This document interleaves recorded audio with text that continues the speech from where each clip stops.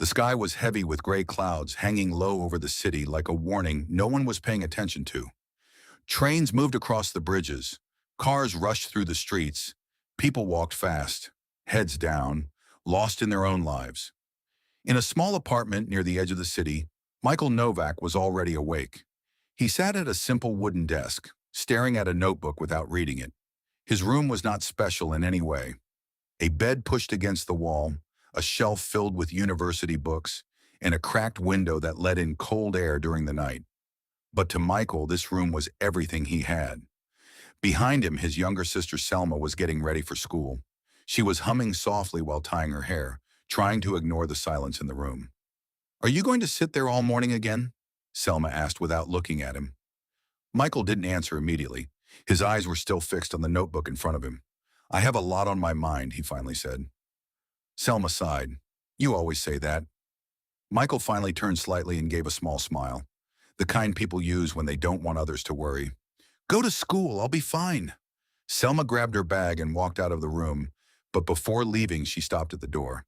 "Mom said you should eat something before you leave." "I will," Michael replied. But he didn't move. When the door closed, the apartment became silent again. That silence was different.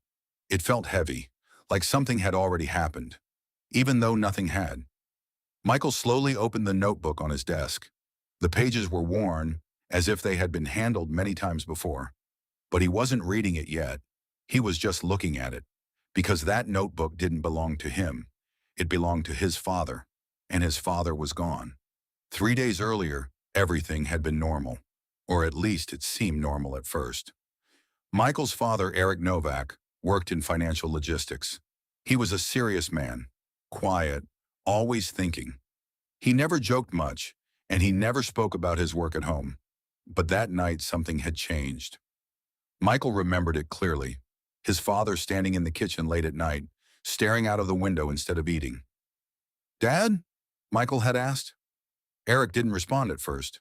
Then he spoke without turning around. "If something ever happens to me, Michael, don't accept the first answer they give you." Michael had laughed a little. "What are you talking about? Nothing is going to happen to you." That was the last normal conversation they had. 2 nights later, Eric Novak was gone. The official report said it was an accident, a simple explanation. Too simple, and that was what made it feel wrong. The morning after the news, everything moved too fast.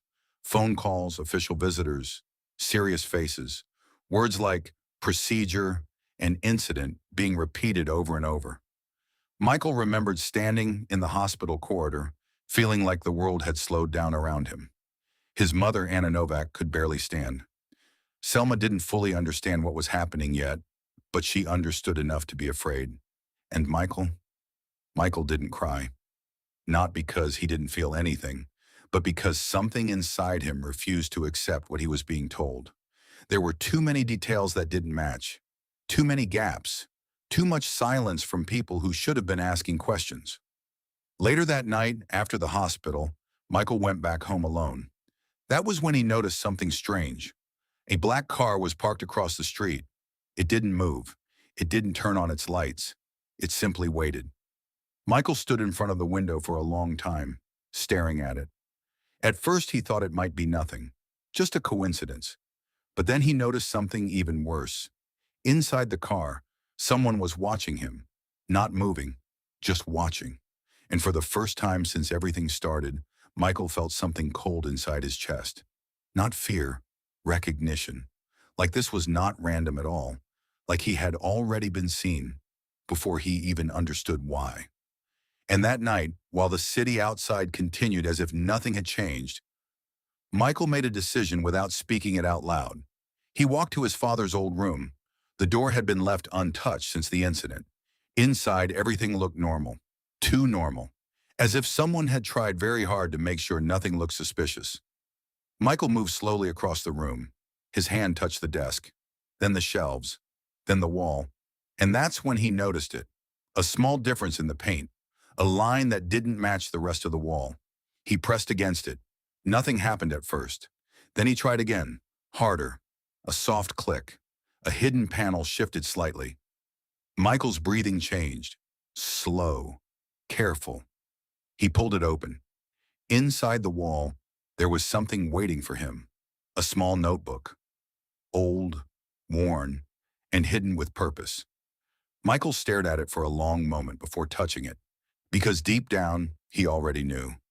This was not just a notebook. This was the first answer, and the beginning of something he could never turn away from again.